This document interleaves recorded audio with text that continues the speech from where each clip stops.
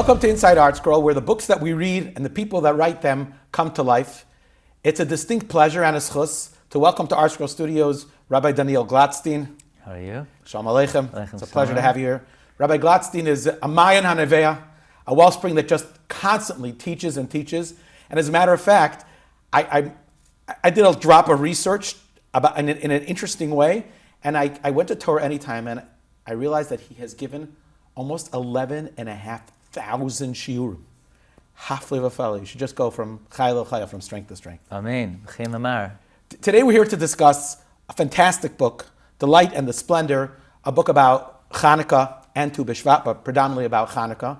And it's perfect timing because Chanukah is right around the corner.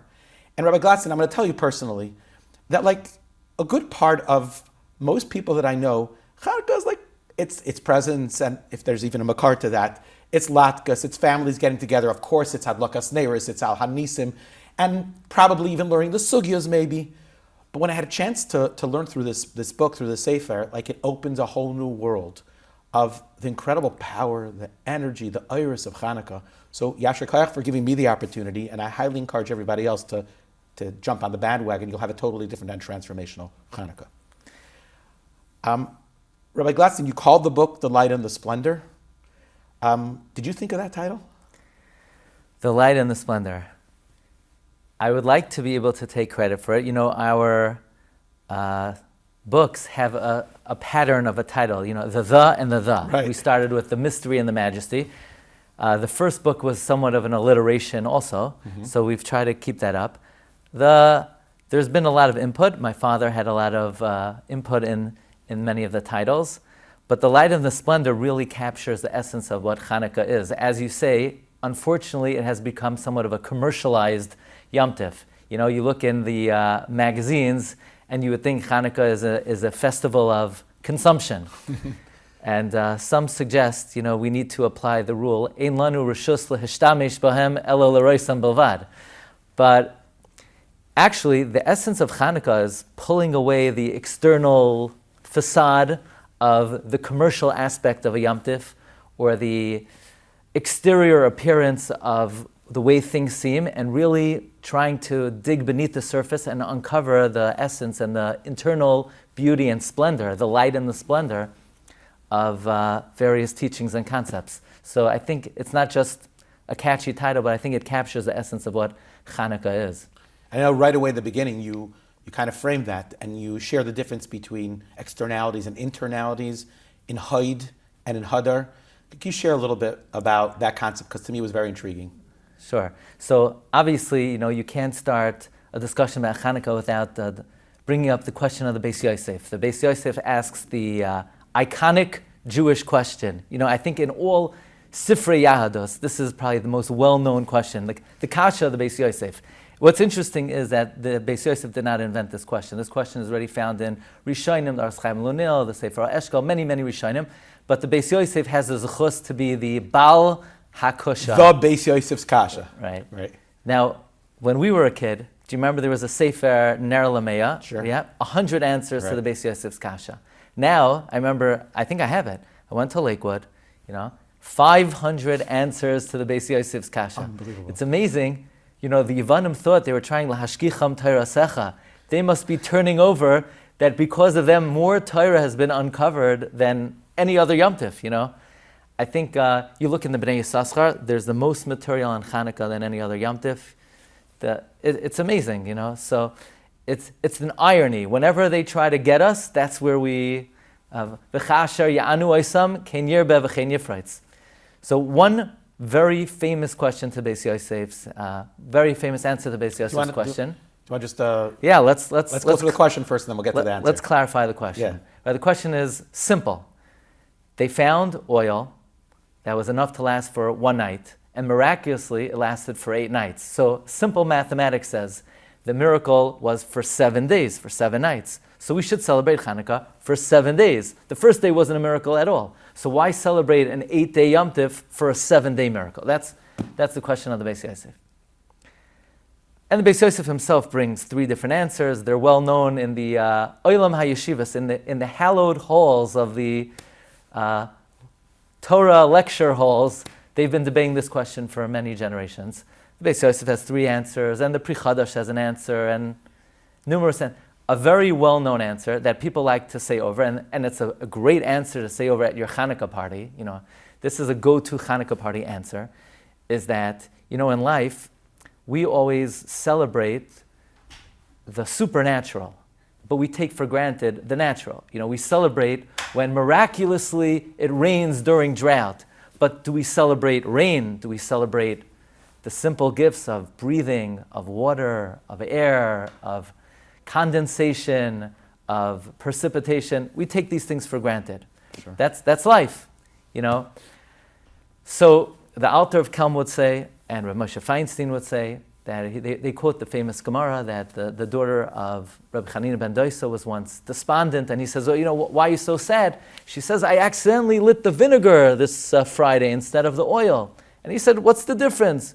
Misha Amar Shemen Sheyidlaik Hu Yomer Shechoymetz Yidlaik. The one who said oil should light will say vinegar should light. In other words, if you stop and you think for a moment, how does oil burn? How does that happen? Could you explain it? Is it rational? Is there any reason? Can't explain it. It's a fact of life. We're used to it. We know that it happens. Scientists will tell you, when you light oil, it will burn. But can it be explained in a logical manner? Can't be explained. Can it be explained why one substance? These are the hidden miracles of this world. So we have 7 days to commemorate the open miracle of the oil, and we have 1 day to celebrate that even nature itself is a miracle. Which day is that, by the way? Which day is that? That's a good question. They don't say. I know. Between This me is and always- you, yeah. off the record, if we turn off the camera for a second, that would be an interesting chakira, because there's a question: which night is the most important night? Is there a difference between the first and the last? Actually, some say, the Bnei Yissaschar brings it down, that the first and the last day are the highest of Kedusha, and the intermediary days are of a little bit of a different status. Yeah, it would be interesting to know, because then we could say, okay, tonight I'm focusing on. They're not oimed necessarily on that point. Okay. Probably the first day would be for the Yesh Lachkar, as they say. You could delve into that. It's for the next book. Yeah, the next Hashem. edition. Amen. Amen. So, but that's the answer. But let's stop for a moment. You buy that? Is that satisfying to you? We tack on a day for the recognition that even nature is a miracle. Okay, that's a beautiful thought. It's a true thought. It has nothing to do with Chanukah. Yeah, why on Chanukah? Let's do it at a different time. Let's say Sukkot. We have 8 days for the clouds of glory. Let's tack on a day, cloud day. Let's tack on after Simchas Torah, cloud day. It's a miracle that there are clouds. Do you understand how the water in the ocean could evaporate and then rise up, and it's lighter than air, and it could condense? Photosynthesis, right? I think that's what it's called. Close. Close, okay. Photosynthesis is more connected to the green screen, I think. Yeah, but how do we explain this phenomenon? But we don't tack on a day to Sukkot. We don't tack on a day, Pesach. We have 7 days for the miracle of, let's say, the splitting of the sea, and 1 day we should have water day. Water is a miracle. What's water? You have 2 atoms of hydrogen, 1 atom of oxygen. They're both gases. Neither of them would quench your thirst, and they combine to form a liquid. Why don't we have a water day? This really bothered me, because here, we're talking about the book. My humble contribution is not just to write down a Vart. There are enough books of Vertlach, beautiful Svarim.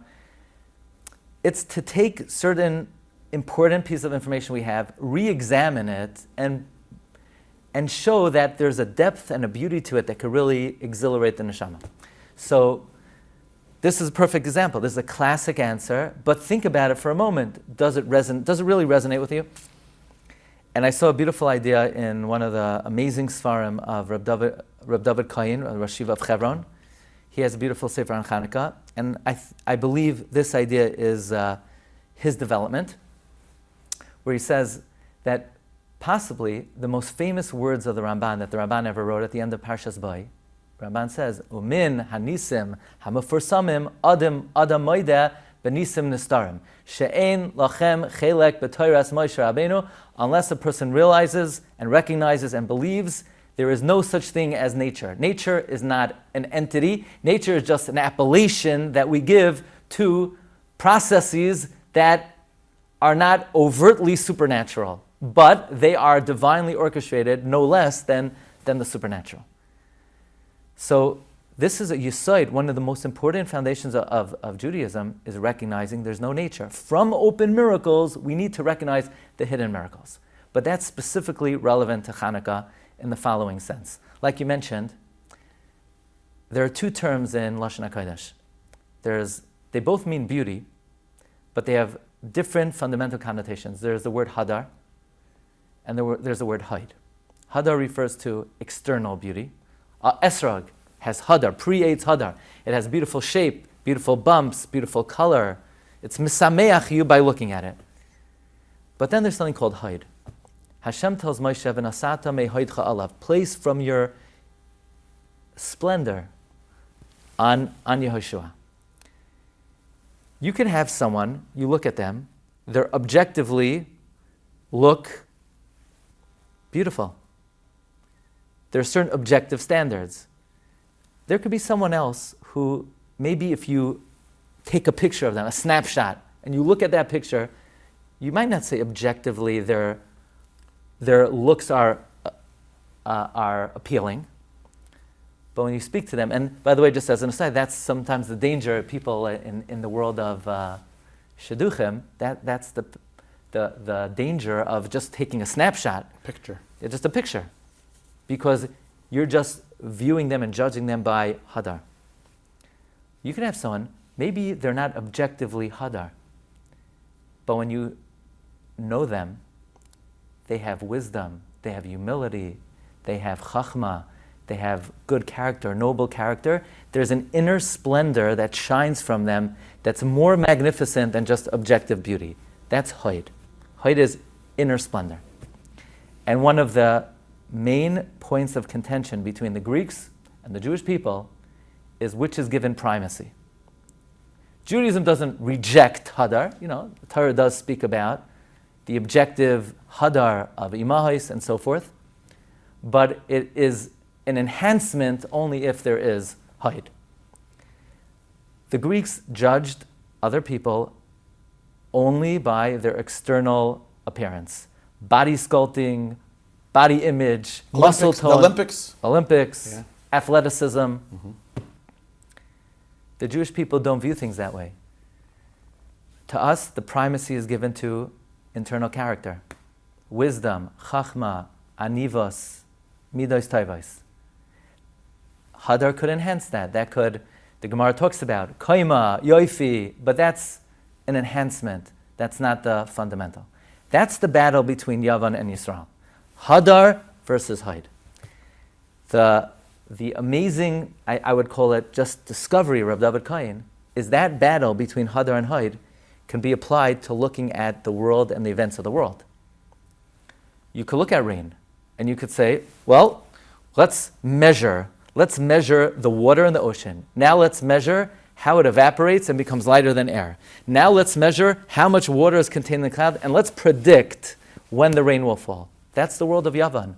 If I could measure it, compute it, calculate it, add it up, I believe in it. But anything that I can't computate doesn't exist. We don't believe that. We believe that the way we pray, the way we daven, the way we learn Torah, the way we speak, our character affects events in the world. We believe, if you rally or you protest, that could have an effect.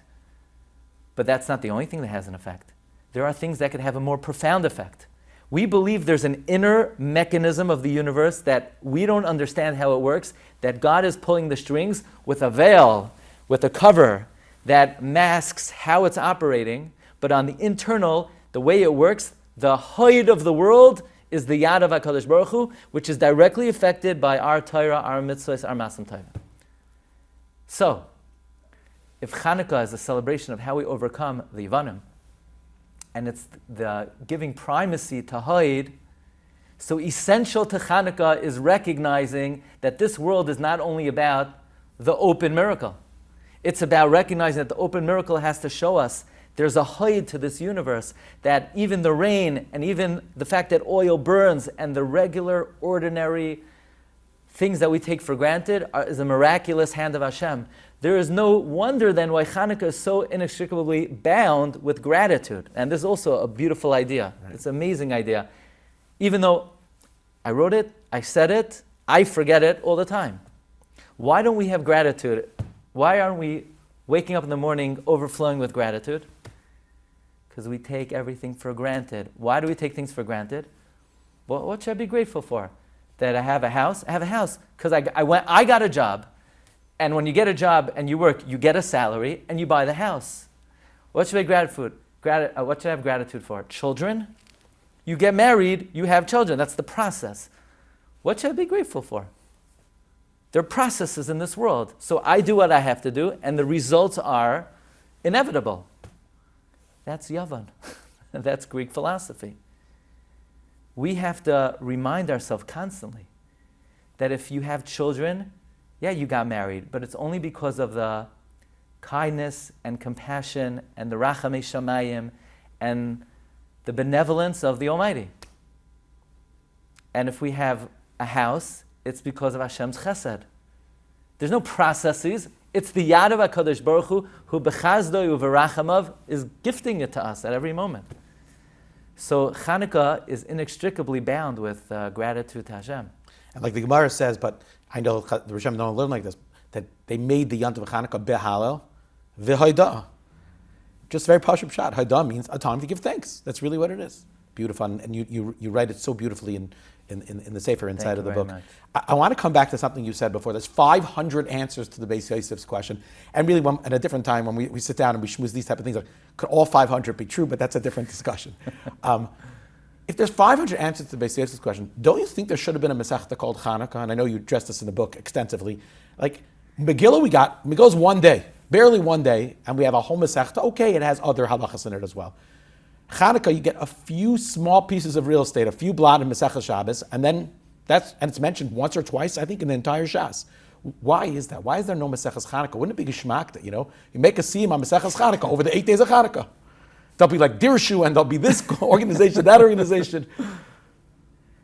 It's worth it for me to come today just to hear you phrase the question that way, because we're all familiar with the question, why there's no Masechta on Chanukah, but then you think about it, like, is there enough material to really ask that question? But then you see the svarim that are coming out, And Rabbi Glatstein, you probably have 200-300 shiurim alone on Chanukah, on Torah anytime. That could make a Masechta, So there is an approach in the Sefer. I call it a very innovative, but profound and yet provocative approach. And it's very important for the greater audience to be aware of it and to think about this. This approach I heard many years ago from a great Rav I used to love to listen to. He was originally, he was a Rav in England. Mm-hmm. He comes from Ireland. His name is Rabbi Isaac Bernstein. In my opinion, one of the top speakers I've ever heard. And you quote him pretty extensively, not just once in the book. It's there more than once. Yes, I quote him there, and maybe in the essay on the restoration of the Jewish home. Correct. Yeah, very good. So I see you did a good job I'm a big reviewing the book. And he shared this approach from Rav Soloveitchik. Now, I try only to bring down sources that I could document. So I found Rav Soloveitchik wrote it in a journal, I believe a Hadarom journal. It's a very powerful approach. It's based on, we'll try to say it in a nutshell, it's based on a contradiction between two Gemaras. Between the Gemara and Moed Katan that says if you see somebody rip a Sefer Torah, you have to tear Kriya twice, one for the letters that are being ruined and one for the parchment. And yet the Gemara in Avodah Zarah says that when Reb Chanina ben Tradion was wrapped in a Sefer Torah, so the Chachamim saw, they said, what's going on? They said the parchment is burning and the letters are parchos ba'avir. The letters Vilin nisrafin, v'oisias parchos. Vilin nisrafin, v'oisias parchos. So that means the parchment is being destroyed, but the letters are being preserved by flying up. So ask Rav Soloveitchik, so why does the Gemara say you have to tear Kriya twice? You should only tear Kriya for the Gvilim and not for the Oisias. Fantastic question. It's the first time I ever heard it was when I read the Sefer, so shkayach. And he says something amazing. He says, throughout history, they've always tried to persecute us physically. La'roig ula'abed lahashmid la'roig ula'abed. But for the first time when it comes to Yavan, they came lechalel, to profane.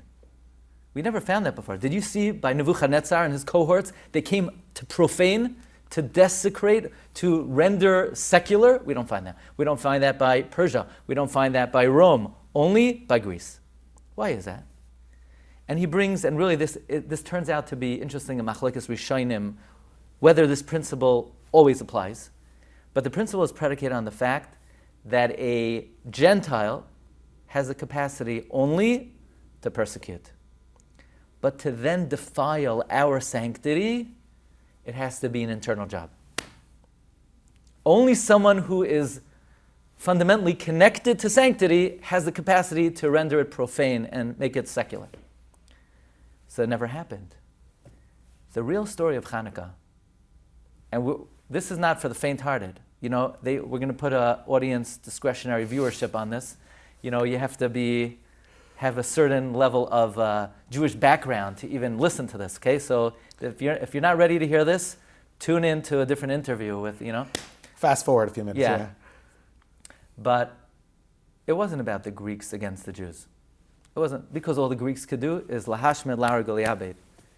But there was an internal battle going on here, and that is the vast majority of the Jewish people had headed over and moved over to the sides of the Greeks. We call them misyavnim Hellenists.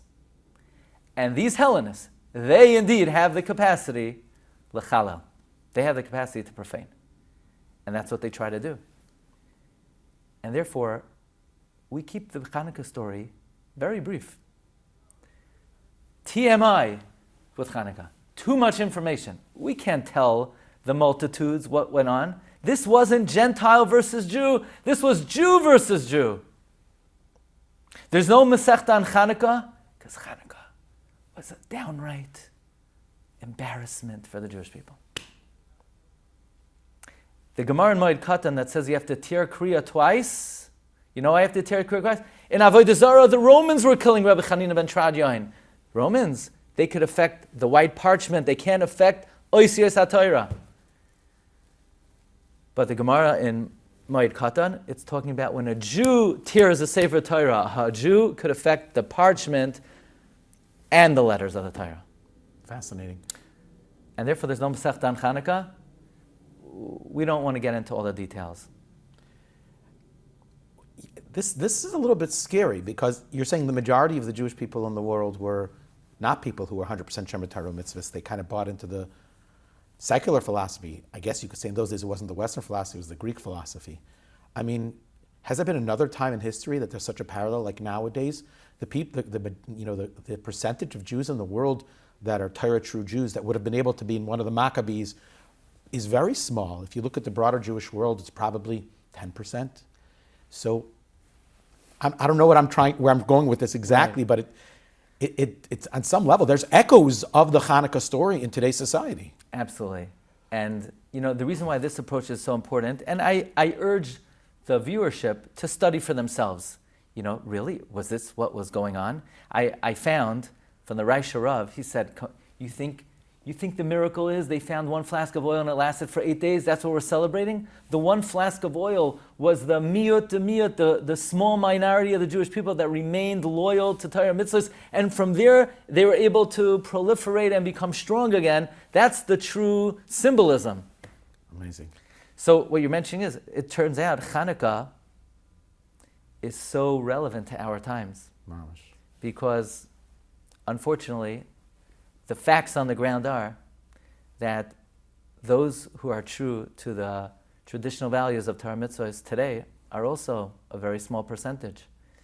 While the majority of our people, maybe we need to do a better job educating them. But the reality is that right now, there's only enough oil to last for one day in the Jewish people. And Chanukah is a time that we need to strengthen ourselves to ensure that the rest of the Jewish people can also be illuminated and ignited with the fire of Torah the way that we, Kaihanim, those who are loyal to Torah mitzvahs, are right now. Rabbi Glatstein, I want to bring this to a close, and I know that there's a beautiful story, something fascinating you want to share. But there was something in this book that I never knew before. perhaps a reason why we eat donuts on Hanukkah. You had a very unique approach. Do you remember what exactly I'm referring to? Why do we eat donuts? Okay, so we know because of the oil. Yeah. My 12th grade Rebbe used to say, you eat one the first day and it burns you for 8 days.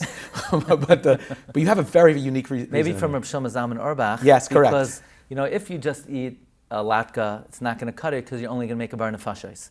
But the Gemara tells us that the Yevanim, they defiled the Mizbeach. And the only real prayer we have to pray for the restoration of the Mizbeach is an Alamichya.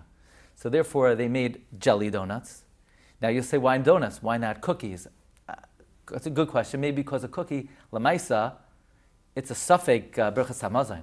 You might have to bench. But jelly donut, it's fried. You for sure make an alamichya, and this way you could pray Hashem al mizbechecha ve'al. You could restore the mizbeach. So look how much mesiras nefesh we have.